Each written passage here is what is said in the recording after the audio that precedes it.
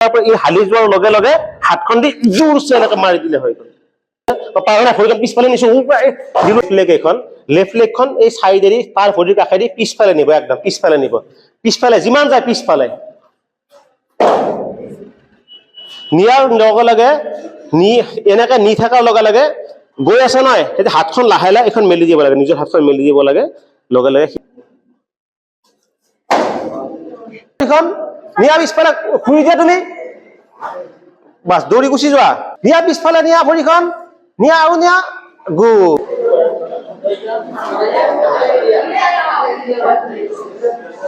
এইটো যদি পাৰা যদি নাই, তোমাৰ নখ কেইখন হাতত নখ আছে নাই, নখটোৰে তুমি এইখিনি দিয়া জোৰত কেৱল নখটোৰে দিয়া হেঁচা মাৰি, এতিয়া নখ দুইখন হাতেদি পিছফালে এনেকে ধৰিম, দুইখন হাতেদি পিছফালে এনেকে হালি আহিম ন, এনেকে যদি হালি আহো, হালি আহিলে মানুহটো নপৰে। এনে ধৰি আছো, যদি এনেকে দুখন হাতেদি এনেকে ওলাব পৰা নাই, এনেকৈ চেষ্টা কৰিছো ওলাব পৰা নাই, ধৰি ললো এনেকে, আমি এনেকে ধৰা মই কৈছো না এনেকে হালি আহিলে মানুহটো পৰি যাব নেকি, হালি আহিলে মানুহটো নপৰে, হালি আহিলে মানুহটো নপৰে। আমি এনেকে হালি অহাৰ লগে লগে তাক হাতখন ধৰি যে আছো, হাতখনত এনেকে আনি পেলাই হাতখন দি জোৰত মানুহটোক টানি আনিব লাগিব, এনেকে কিমান জোৰ আছে আনি পেলাই জোৰত এবাৰ ওৱান হালি লোৱা, এবাৰ হালা, বাছ এইখিনিলৈ ঠিকে আছে, মানুহটো নপৰে। এতিয়া গো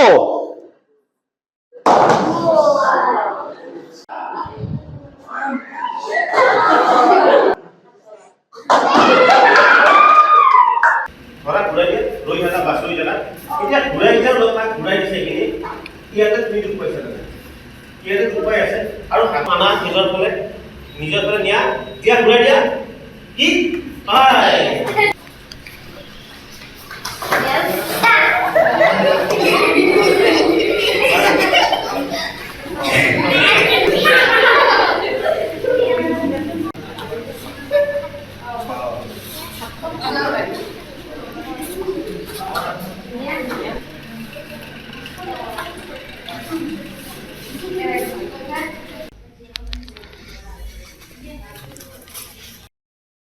একচুৱেলি আজি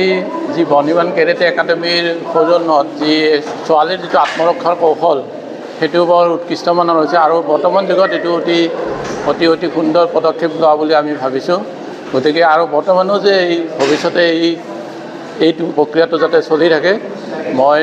বৰ্নিমান কেৰেটে এছ'চিয়েশ্যনৰ দীপাংকৰ মজুমদাৰক ধন্যবাদ জনাইছোঁ। আজি এই প্ৰশিক্ষণৰ জৰিয়তে ছোৱালীসকলৰ আত্মৰক্ষাৰ কাৰণে যি কৌশল শিকোৱা হৈছে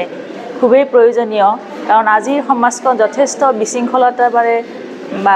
আগবাঢ়ি গৈছে আৰু সেই সমাজত এই ছোৱালীখিনিক আত্মৰক্ষাৰ কাৰণে যিখিনি শিকোৱা হৈছে সেইখিনি যথেষ্ট উপকাৰিতা আছে। আৰু যদি কিবা আৰু কৌশল আছে তেওঁলোকৰ আত্মৰক্ষাৰ কাৰণে বা নিজকে বচাবৰ কাৰণে, তেনেহ'লে আৰু ভালকৈ শিকালে ভাল হয়,